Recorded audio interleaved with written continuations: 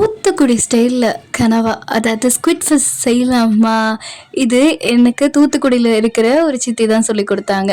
இதுக்கு ஒரு பேன் எடுத்துகிட்டு அதில் நிறைய எண்ணெய் ஊற்றிக்கலாம். ஊற்றினதுக்கப்புறம் அதில் வந்து சின்ன வெங்காயம் பூண்டுலாம் வந்து நறுக்குனதை போட்டுட்டு நல்லா வதக்கிக்கலாம். நல்லா வதக்க அதுவே வந்து சுருள சுருள வந்து இதாகும். அது கூடயே கருவேப்பிலை வந்து போட்டுக்கலாம். இந்த கருவேப்பிலை வந்து போடுறதுனால அதோட ஸ்மெல் வந்து சூப்பர்பாக இருக்கும்.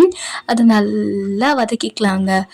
இது வந்து வதங்குறதுக்காக நீங்கள் உப்பு போட்டிங்கனாலும் சீக்கிரமாக வதங்கிரும். ஏன் அப்படின்னா வெங்காயத்தில் வந்து தண்ணி அதிகமாக இருக்கும்.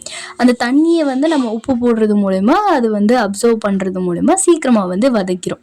இப்போ வந்து வதங்கினதுக்கப்புறம் சிக்கன் 65 தூள் இருக்கும்ல, ஸோ அது மட்டும்தான் அதில் நம்ம வந்து போடுவோம்.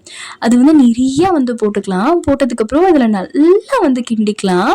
இன்றைக்கி நான் வந்து தூத்துக்குடியில் இருக்கிற ஒரு பிராண்ட் சிக்கன் 65 தான் வந்து போட்டிருக்கேன்.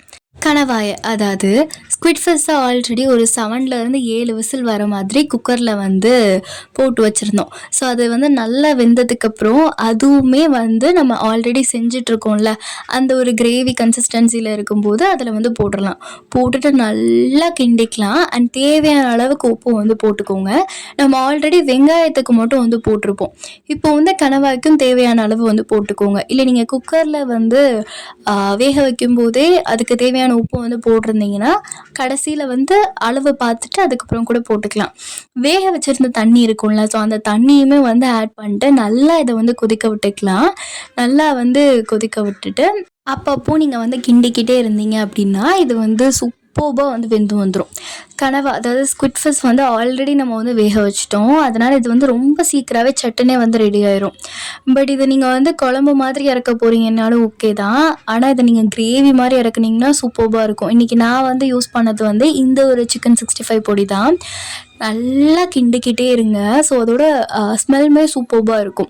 ஒரு சிலர் வந்து இந்த ஸ்குவிட் ஃபிஷ் வந்து வாங்க மாட்டோம். ஏன் அப்படின்னா அதை க்ளீன் பண்ணுறது வந்து ரொம்ப கஷ்டமாக இருக்கும்னு.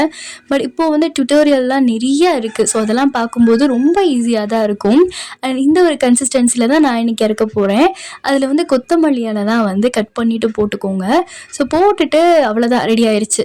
இப்போ இதை வேறு ஒரு பவுலில் வந்து ட்ரான்ஸ்ஃபர் பண்ணிவிட்டு நீங்கள் இதை வந்து சர்வ் பண்ணுங்கள். டேஸ்ட்டு சூப்பராக இருக்கும், பிலீவ் மீ.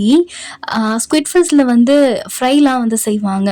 ஸோ அது மாதிரி வந்து ட்ரை ரோஸ்ட் பண்ணணும் அப்படின்னு நினச்சிங்கன்னா இன்னும் கொஞ்சம் நேரம் வச்சு கிண்டிக்கிட்டே இருந்தீங்கன்னா அது வந்து ட்ரை ரோஸ்ட் ஆயிரும். பெப்பர் தூள் போட்டிங்க அப்படின்னா பெப்பர் ரோஸ்ட் ஆயிரும். வேணும்னா இது மாதிரி ட்ரை பண்ணி பாருங்கள். டேஸ்ட்டு சூப்பராக இருக்கும். அப்படி தாங்க.